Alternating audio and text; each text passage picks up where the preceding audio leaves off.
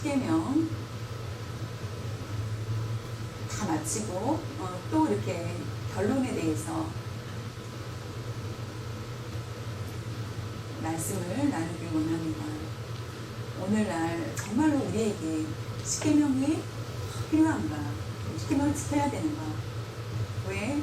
오늘은 시대가 바뀌었고 문화와 지식과 정보 사회에서 유행되는 이 3,500년 전에 하나님이 주셨던 십계명을 가지고 지금 꼭 그것을 사용해야 하나라고 생각할 수 있을 것입니다. 십계명이 3,500년 전에 아니 이거는 아주 무겁지 않고 발전된 건데 옛날 걸 가지고 우리가 꼭 지켜야 되냐 할 수 있을 것입니다. 50년 전에 양복이 굉장히 컸습니다.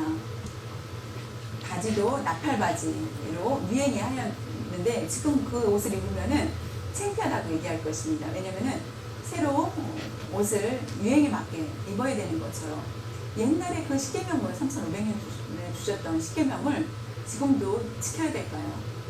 예수님을 믿는 사람은 곧 우리가 하나님께서 주신 계명을 반드시 지켜야 합니다. 왜냐하면은 시대가 지났든 천년은 하나님이 하루 같다라고 하셨습니다. 시간 개념이 공간을 초월하시고 시간을 초월하시고 공간 10년 전, 20년 전, 30년 전의 공간 하나님은 천년을 하루로 보시기 때문에 이 공간도 마찬가지 시간과 공간을 초월하시는 하나님이십니다. 그렇기 때문에 우리는 하나님을 존중해야 되고 하나님의 백성이 된 우리는 반드시 우리의 법은 하나님이 주신 법, 십계명 멀리가 아니라 가까이 내 가까이에 함께 있다라는 것을 아셔야 합니다. 예수를 믿는 사람은 곧 하나님의 백성입니다. 옛날에 3,500년 전에 이스라엘 백성들만 이었지만은 그 하나님의 백성이 이스라엘 백성이었지만은 신약교회와 구약교회가 이제는 차별이 없습니다. 문화적인 배경의 차이는 있겠지만은 지역은 다르다는 지역적인 특성이 있겠지만은 하나님의 법은 똑같다라는 것을 우리에게 말씀해주고 있기 때문에 우리는 기억해야 되고 우리는 그 법을 반드시 잘 지켜야 됩니다. 또한 특별히 기독교인 윤리는 기독교 윤리의 가장 중심의 핵심은 뭐냐면은 바로 십계명을 실천하는 것입니다. 기독교의 윤리는 한수입니다. 여러 가지가 있는데 한마디로 말하면은 십계명 안에 다 들어있기 때문에 십계명을 지키는 것이 기독교의 윤리다. 이 법을 법 중심대로 나아가는 것, 하나님을 사랑하고 이웃을 사랑하며는 것이라고 말씀해주고 있습니다. 저와 여러분이 예수님을 믿은 후에 어떻게 우리가 살 수 있을까? 성경에 있는데 성경 말씀에 너무나 많이 이 말씀 모든 것들을 머리에 두고 가기는 어렵습니다. 그러나 한마디로 요약하면은 바로 십계명, 하나님을 사랑하고 이웃을 어떻게 사랑하는지에 대한 실천 방법이 두 가지로 나와 있습니다. 예수님께서 산상수훈을 하셨습니다. 산상 마태복음 5장, 6장, 7장의 말씀을 하고 계십니다. 그 말씀은 예수님이 자신이 그것을 아름답게 만들기 위한 것이 아니었고 그 말씀은 옛날에 구약 성경에 십계명을 하나님께서 기록을 하셨습니다. 그리고 예수님이 직접 하신 그런 느낌이 있습니다. 그래서 그것을 다시 한번 쉽게 해석을 하는 것. 예수님이 본인이 십계명을 주셨고 십계명을 가지고 어려워하는 우리들에게 익숙하지 않은 우리들에게 직접 저자가 말씀하신 것처럼 그 산상수훈은 주님께서 그것을 쉽게 우리에게 설명해 주고 있습니다. 바울도 많은 것을 서신을 기록하였습니다. 편지를 내용들을 기록하였고 바울이 윤리적인 권면을 많이 합니다. 이렇게 하면 안 되고 바르게 이렇게 해라. 하나님의 은혜를 잘 기억하고 이렇게 하라. 그런 내용들이 어디에서 근거가 되었을까요? 바로 십계명을 가지고 쉽게 풀이를 한 것입니다. 쉽게 설명을 한 것이며 그것을 잘 적용하여서 설명하였고 십계명에 대해서 이해를 못했던 많은 성도들은 자연히 바울을 통해서 그 말씀을 쉽게 이해하며 그것을 그대로 실천하려고 노력하는 것을 보게 됩니다. 3,500년 전에 주셨기 때문에 필요 없다가 아니라 예수님이 말씀하셨습니다. 바울도 그것을 말씀하셨고 십계명이 없다면 우리가 우리의 삶을 어떻게 살 것인지 사랑만 가지고 우리가 살 것입니다. 사랑에 대한 이야기만 계속 할 것입니다. 죄를 범하여도 하나님 이해해 주세요. 하나님은 사랑이시죠? 죄 이해해 주세요 라고 쉽게 말을 할 수 있을 것입니다. 십계명을 통하여서 하나님이 우리를 사랑해 주시고 십계명을 지키지 않는다면 우리가 하나님 앞에 올바르지 않다라는 거 스스로 깨닫게 된다는 것입니다. 바리새인과 제사장들이 현장에서 가늠한 여자를 잡아서 끌고 오게 됩니다. 그 십계명에 보면은 돌로 쳐 죽이는 것이 마땅합니다. 어떻게 할까요? 라고 하였을 때 예수님이 어떻게 말씀하셨습니까? 중요한 말씀은 나도 너를 정죄하지 않는다. 사람을 사랑한다. 사람을 사랑하기 때문에 너를 정죄하지 않는다. 그러나 그 죄는 미워한다라고 말합니다. 사람은 미워하지 않지만은 죄에 대해서 미워한다. 다시는 그와 같은 죄를 범하지 말라라고 말합니다. 죄를 정죄를 하지 않지만은 그 죄는 다시는 범하지 않도록 가르쳐 주시는 것을 보게 됩니다. 주님은 우리를 사랑하시지만은 죄를 미워하신다는 것입니다. 동성애 사랑할까요? 미워할까요? 동성애자를 사랑합니다.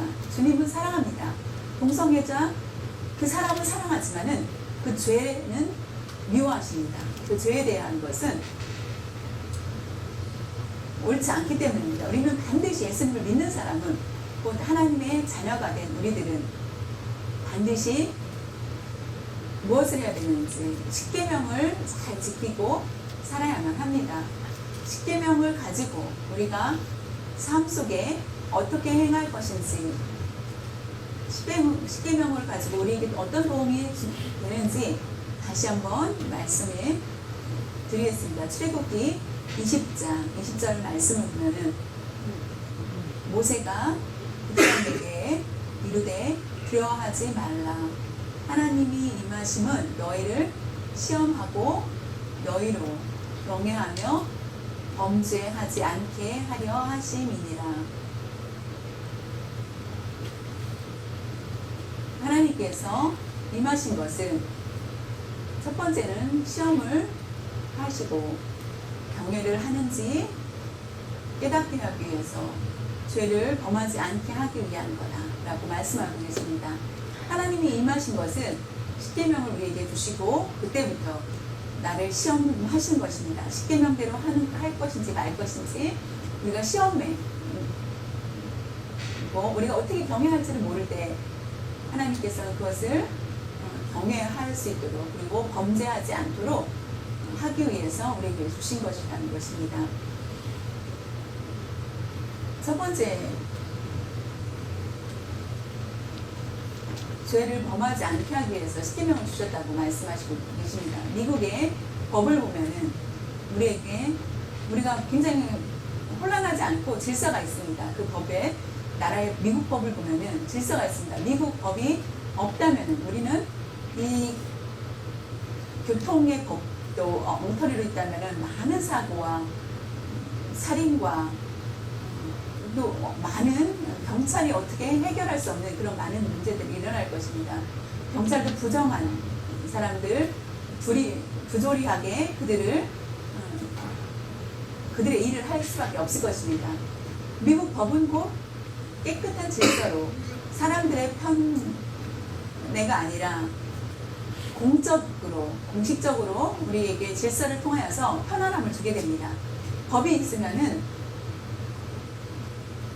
감옥에 그 법에 불법을 행하면은 감옥에 갈 수밖에 없습니다.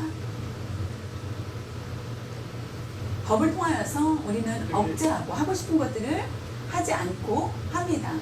그러나 법이 없다면은 우리는 마음대로 세상 사람처럼 살 수밖에 없을 것입니다. 우리가 교회에서도 마찬가지입니다. 하나님의 법이 없다면은 세상 사람과 다를 수 없고 똑같을 수밖에 없습니다. 명찰은 이름은 그리스도인이지만은 우리 행동은 세상 사람과 다를 바가 없다라는 것입니다. 출애굽기 20장 19절의 내용을 보면은 모세가 시내산에 올라가서 갔을 때 많은 사람들은 떠납니다. 모세가 혼자 올라가서 시내산에 가서 하루 이틀 3일 40일 동안 기도를 하고 돌판을 가지고 내려옵니다. 그때 올라가는 거 맞습니다. 이스라엘 사람들 어땠습니까? 구름이 가득하고 그 위에 임재함, 하나님의 임재함을 어둡게 되다. 그림자가 크다. 구름이 가득하여서 모세가 있는 그 위에 가득하게 시내산에 가득 찼다. 그것을 보았을 때 어두운 그런 모습을 보면은 백성들은 두려워할 수밖에 없습니다. 우레 같은 소리도 났다.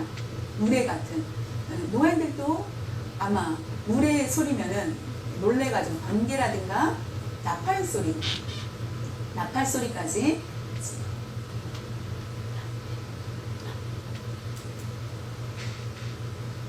흰 구름이 연기가 나는 것처럼 연기가 있었다.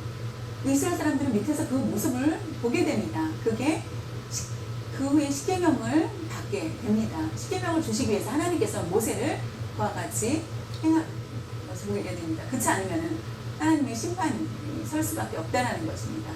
하나님의 심판을 상상한다면 우리가 십계명을 가지고 십계명 말씀을 함부로 어기면 안 된다는 것입니다. 진동과 나팔과 우레와 번개와 그냥 멋있게 해가지고 아름다운 그런 모습으로 십계명을 준 것이 아니라 아주 두려운 시내산을 부르시고 그곳에서 하나님께서 그 십계명을 돌판을 주셨을 때 하나님께서 진노를 하시는 모습과 다를 바가 없습니다.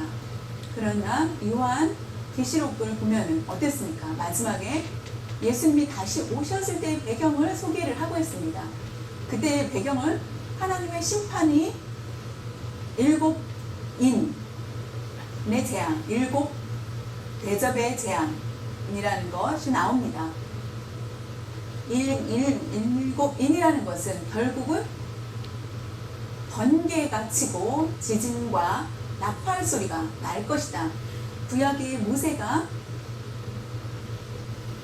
시내산에 올라가서 십계명을 받을 때의 모습과 마지막 날의 심판의 모습과 같다라는 것입니다. 하나님께서 그날 진노하시고 심판을 하시겠다는 것입니다. 그만큼 우리가 죄에 대해서 우리는 죄를 범하지 않으려고 해야 된다는 것입니다. 최후의 심판은 무엇이냐? 는 영원한 형벌입니다. 10년, 1년 이것이 아니라 죄를 10년 동안 지옥에서 있다가 10년 후에 다시 나와 천국에 가 1년만 있다 나와 이게 아닙니다. 마지막에는 작든 크든 예수님을 부인한 사람은 무조건 지옥에 가게 되고 지옥이라는 것은 불과 유황이 있습니다. 유황의 냄새, 영원한 불못이라고 하는 곳에 던져지고 영원한 벌을 받게 됩니다. 그것이 바로 최후의 심판이라는 것. 우리도 이 죄를 범해서는 구약이 십계명 주셨기 때문에 십계명을 주셨을 때 하나님의 법이 주셨을 때와 마지막에 하나님의 심판이 내 모습이 같다라는 것을 아시고, 우리가 하나님이 무조건 부드럽다면 아마 사랑만이 있으시다면 우리는 모든 사람의 죄를 범할 수 있을 것입니다. 그러나 공의도 있으시기 때문에 제가 여러분이 죄를 범하여도 화를 내지 않는 것, 내가 하지 않는 것은 참으로 감사하다, 폭파할 수 있다. 우리가 잘못된 길로 갔을 때 하나님이 언젠가 우리를 책망할 때가 있다는 것, 그러나 책망하지 않고 사랑을 주신다는 것에 우리는 감사하고 얼른 돌이켜야 된다는 것입니다. 그렇기 때문에 여기가 십계명에 대해서 우리가 십계명을 행할 때마다 무서운 줄 알고 어두움을 생각하며 그것을 기억하면서 나아가야 합니다. 우리가 죄를 범하기 전에 우리가 그것을 막고 나아가야 됩니다. 두 번째로는 시험을 위해서, 시험이라는 것은 점수를 주기 위해서 시험을 공부를 잘해서 시험을 잘 볼 수 있는지 없는지, 내가 공부를 못해서 있다면 점수가 낮다라는 그런 시험을 얘기합니다. 초등학교, 중학교, 고등학교, 대학교에 가서 우리가 공부를 잘하고 못하고는 그냥 대화를 통해서 이 사람이 공부를 잘한다 못한다라고 말하지 않겠죠. 공부를 했는데 시험을 봐서 성적에 따라서 이 사람은 공부를 잘하고 A, C야? 그러면 D 공부를 진짜 못했구나, 공부하라라고 더 열심히 격려를 해주게 됩니다. 그런 것처럼 우리에게 십계명을 줍니다. 십계명을 시험을 우리는 잘 봐야 합니다. 하나님께서 나를 가장 많이 사랑해 주신다 생각을 했는데 십계명을 잘 지키지 못한다면 우리가 다시 한번 겸손해지고 그 말씀대로 나아가려고 해야 됩니다. 십계명을 하나도 어기지 않고 잘 지키려고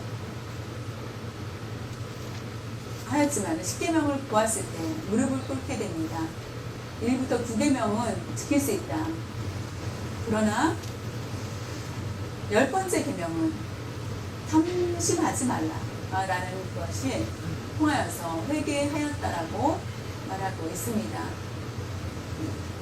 1에서 9계명은 우리가 겉으로 드러나는 거기 때문에 그것은 잘 절제할 수 있지만은 10번째 계명 탐심은 내가 가늠도 하지 않고, 그러나 이 여자와 나랑 함께 자고 싶다, 그것이 죄고 훔치지 않았는데 도둑질하지 않았어, 그것을 잘 지켰습니다. 그 계명. 그러나 그 물질에 대해서 갖고 싶다라고 생각하는 것, 그것이 죄구나. 그래서 10번째 계명이 이를 통하여서 죄를 범할 수 있다는 것, 이것은 이 시험을 통하여서 우리가 스스로 깨닫고 나 부족하고 내가 필요 없는 사람이고 하나님이 나를 버릴 수밖에 없는 사람일 때 나를 깨닫게 해주셨다라는 것입니다. 저와 여러분이 참된 십계명에 떠나서 살 것인지, 더 가까이 그것을 지키면서 살 것인지, 그것을 지키면서 사는 것, 그것이 하나님을 경외하는 마음이 있다는 것입니다. 십계명을 놔두고 하나님을 두려워하지 않고 오히려 하나님이 계시든 안 계시든 상관없이 자신의 중심대로 살아가는 것, 그것은 안 된다는 것을 기억하시길 바랍니다. 출애굽기 20장 18절에 보면 뭇 백성이 우레와 번개와 나팔소리와 산의 연기를 본지라 그들이 볼 때에 떨며 멀리 서서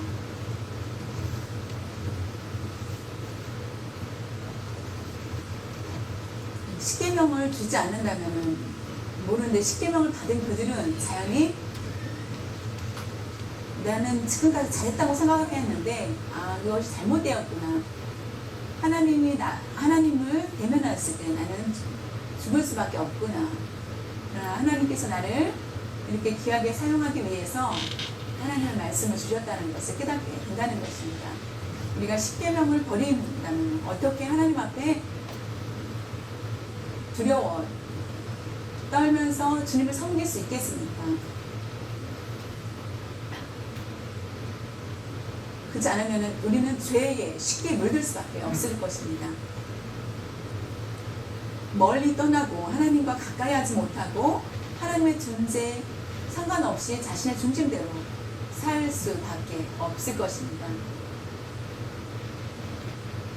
갈라디아서 3장 24절에 보면 이같이 율법이 우리를 그리스도께로 인도하는 초등교사가 되어 우리로 하여금 믿음으로 말미암아 의롭다 함을 얻게 하려 함이라.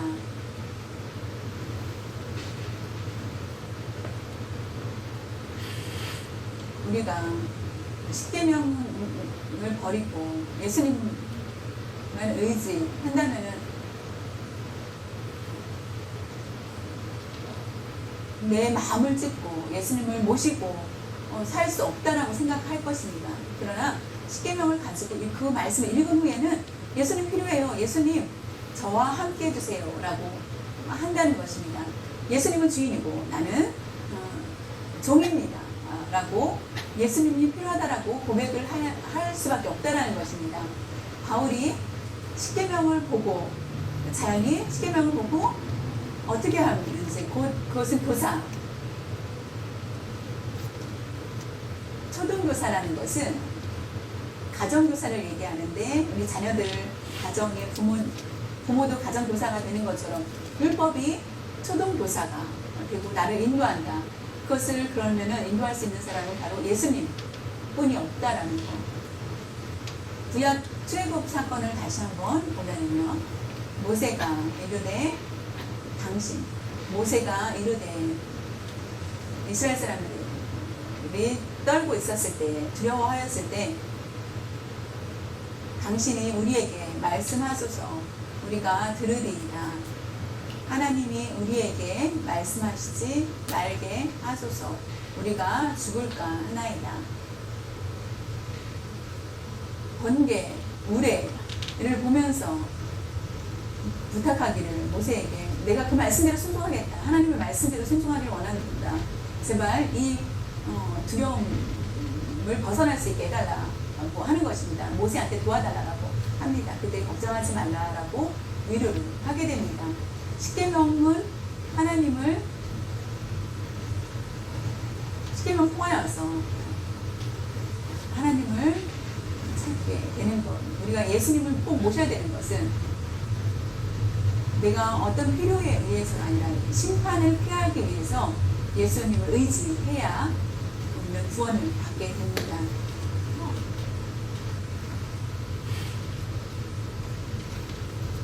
그렇기 때문에 우리가 예수 그리스도는 곧 중보자가 되십니다. 중보자. 하나님을 향하여서 중보자는 바로 예수님은 굉장히 중요하신 분이십니다. 예수 그리스도의 그 십자가를 통하여서 우리가 참으로 감사하며 예수님이 아니면은 우리가 하나님 앞에 나아갈 수 없다라는 것을 아시고 예수님의 그 십자가로 말미암아 예수님의 보혈로 인하여서 내가 주님 앞에 나아갈 수 있게 된 것입니다. 중보자는 다시 말하면은 율법과 은혜가 있습니다. 율법이라는 것은 율법을 지키면은 영생을 주고 복을 받게 되고 그러나 율법을 지키지 못할 수밖에 없습니다. 우리는 그러나 율법을 못 지키기 때문에 저주 받을 수밖에 없고 지옥에 갈 수밖에 없습니다. 축복과 저주 둘 중에 하나인데 천국이냐 지옥이냐.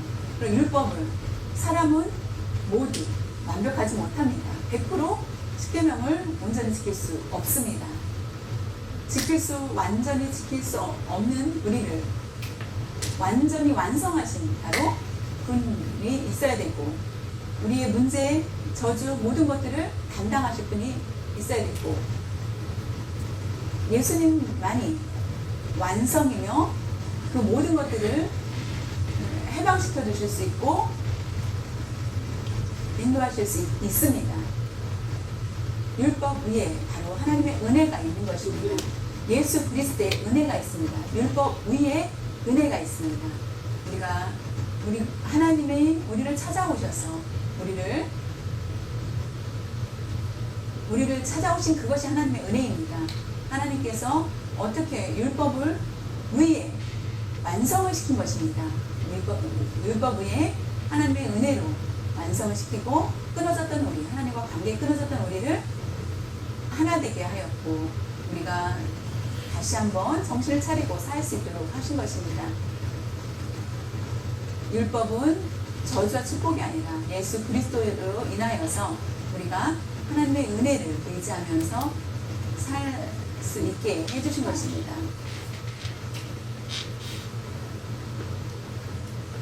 마지막으로 하나님을 경외하는 것입니다. 하나님을 경외하는 마음이 있어야만 합니다. 우리가 하나님을 법을 통하여서 경외에 대해서 우리는 다 배웠습니다. 여행하는 사람들은 반드시 가지고 가야 될 것 중에서 하나는 지도입니다. 지도가 있어야 됩니다.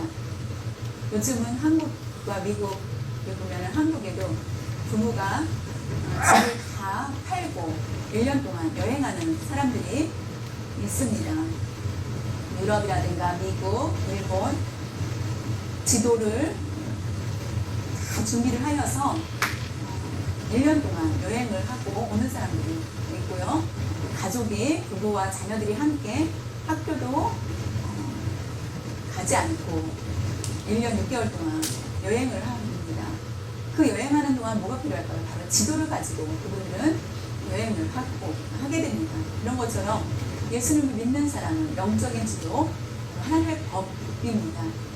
그것을 우리의 삶의 윤리를 가르쳐주고 우리가 나아갈 수 있는 길을 제시해주기 때문에 우리는 그 십계명대로 나아가야 됩니다. 우리가 잊지 말아야 될 것은 율법을 가지고 의인이 된다는 건 아닙니다.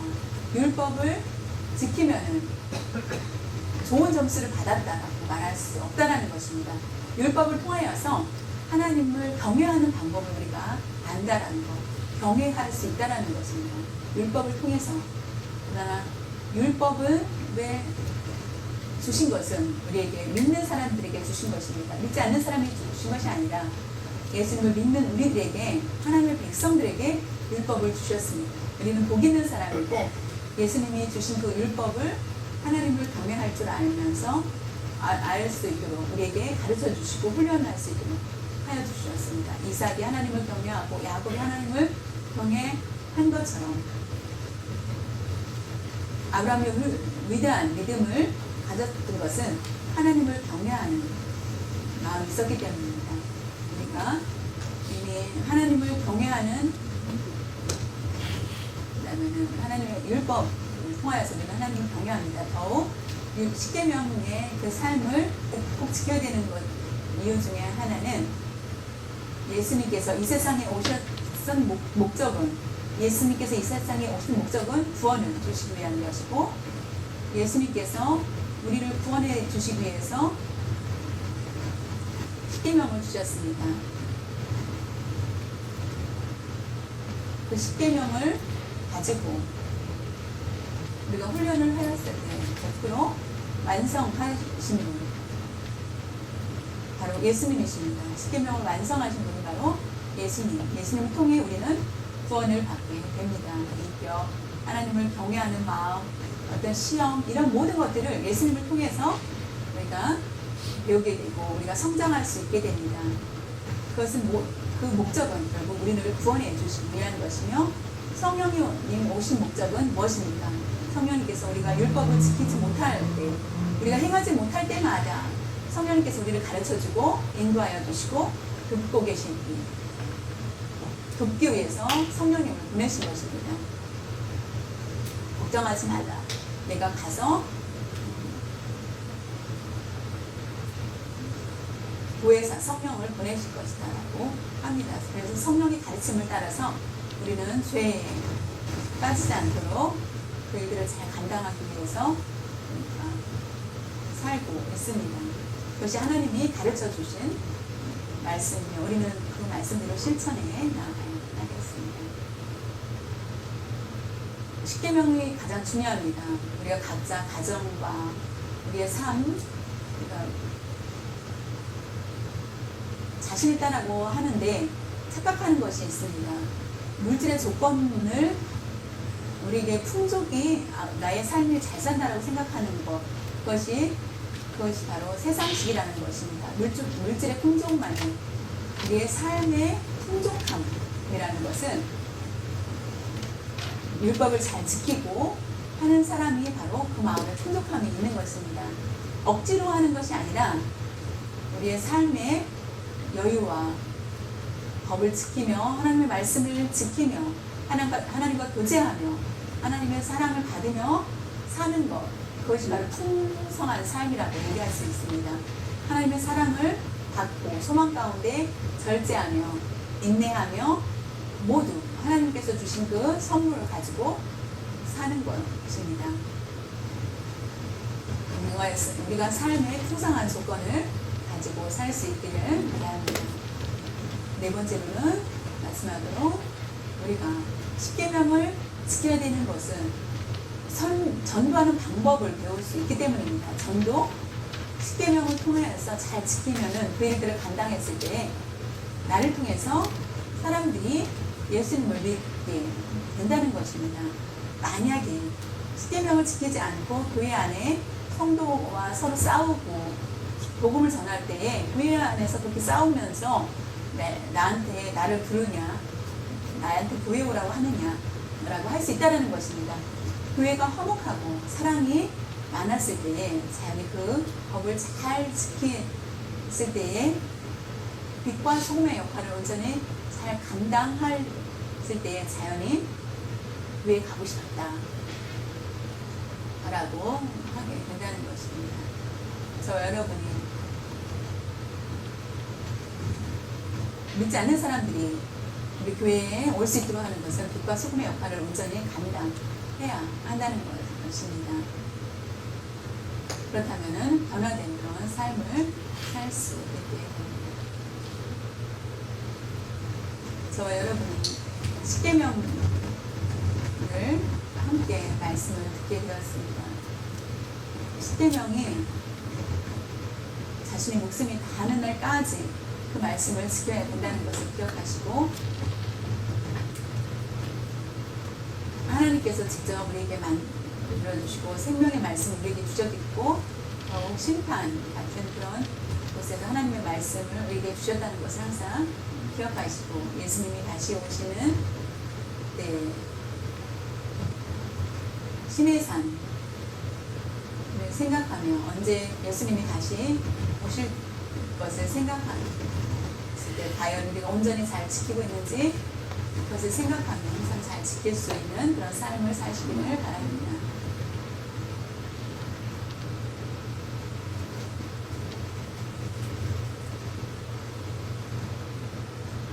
우리가 십계명을 잘 지키지 못한다면 세상에 가서 복음을 전하기 어렵습니다. 실패할 수밖에 없습니다. 오히려 욕을 먹을 수 있습니다. 교회까지 욕먹을 수 있기 때문에 십계명을 잘 지키면서 내가 구원을 받고 또한 다른 사람들을 구원하기 위해서 나를 보고 하나님의 자녀다운 그런 삶을 살고 있다는 것을 보여주기 위해서 우리는